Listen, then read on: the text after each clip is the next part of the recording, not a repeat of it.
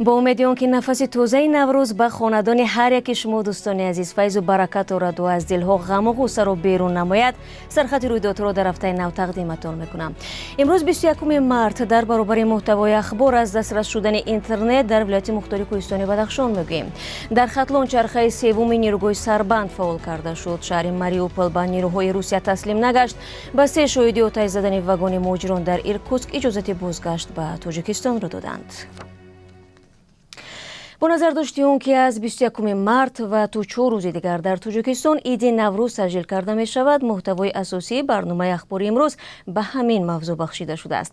یعنی شروع از ویژگی جشنگیری امسال در دوشنبه تا مبلغ‌های هنگفته که برای استقبال نوروز جمهوریوی صرف گردیده است، همکاران ما در این باره برایتان گزارش می‌دهند.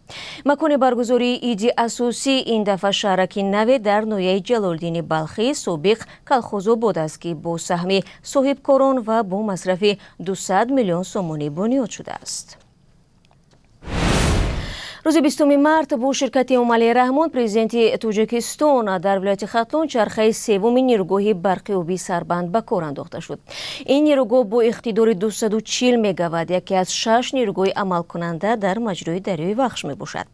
فعال کردن چرخه سوم آن در حالی است که ساکنان تاجیکستان از ماه فوریه به این طرف با محدودیت برق می گیرند. ضمناً معاون رهبر شبکه‌های تقسیمات برق در استرافشان در صحبت با خبرگزاری سپوتنیک وعده داده است که در عید نوروز مشکل برق رسانی در سراسر ولایت سوخت برطرف کرده ساکنان پورا با برق تامین می شوند.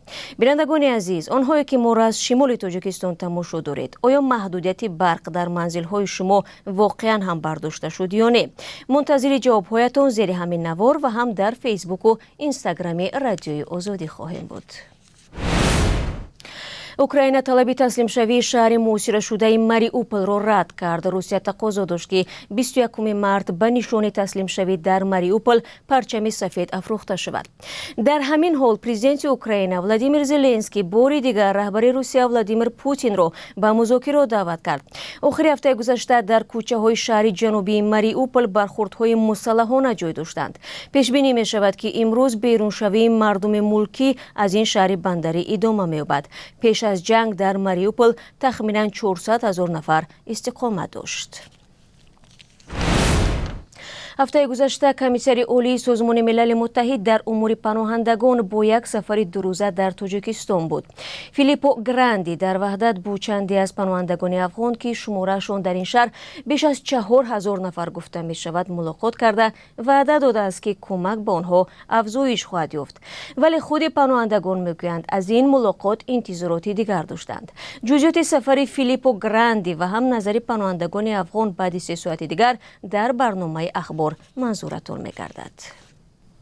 شما سرخط رویدادها را تماشا دارید. ساکنان ولایت مختار کوهستان بدخشان بعد 4 ماه به اینترنت دسترسی پیدا کردند.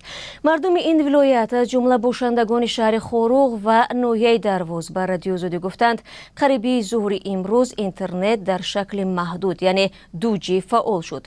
ساکنان ولایت مختار کوهستان بدخشان بعد تظاهرات و ناآرامی‌های ماه نوامبر سال گذشته از دسترسی به اینترنت محروم بودند. اینترنت در حدود ولایت بعد ناراضگی‌های زیادی ساکنان و هم نگرانی سازمان‌های بین‌المللی دسترس شد.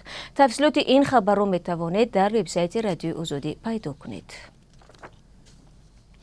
مقامات تفتیشاتی در ولایت ایرکوتسک روسیه به 3 مهاجر تاجیک شب 12 نوامبر سال گذشته شاهد حمله و آتش زدن واگن زیستی همراهانشان بودند اجازه دادند که به تاجیکستان برگردند. در واگنی که در دهه زلاری ایرکوتسک از جانب ساکنان محلی آتش زده شد 7 مهاجر تاجیک زندگی می‌کردند. 2 نفر هلاک شد و 4 نفر آنها با گمان اوباشی و قصد کشتار بازداشت شدند. پیشتر مادران مهاجران بازداشت شده از امامعلی رحمان پرزیدنت تاجیکستان خواستند که به ولادیمیر پوتین زنگ زند و پسران بیگناهشان را آزاد کنند. дар ноҳияи ҷайҳун муҳокимаи парвандаи пурсару садои куштори мудҳиши 4 ҳузви як оила оғоз гардид. мурофиа бо пурсиши муттаҳамон шурӯъ шуд. дар курсии айбдорӣ 3 гумонбари сокини ҳамин ноҳия нишастанд ки яке аз онҳо зан мебошад. ҳодиса 12 июни соли гузашта рух дод. он замон мақомот гуфтанд ки шахсони номаълум ба хонаи аҳлиддин Маҳмад фи 39 сола даромада қасди куштори 6 нафар аъзои оиларо карданд. онҳо ботабар бо 4 фарзанд худи Аҳлиддин Маҳмадову ҳамсараш дарафтоданд ва баъди ҳамла хонаро оташ зада аз ҷои ҳодиса ғайб заданд. дар натиҷа 3 фарзанди мард ва худаш ҳалок шуда, ҳамсар ва як писараш дар ҳолати вазнин ба беморхона интиқол ёфтанд.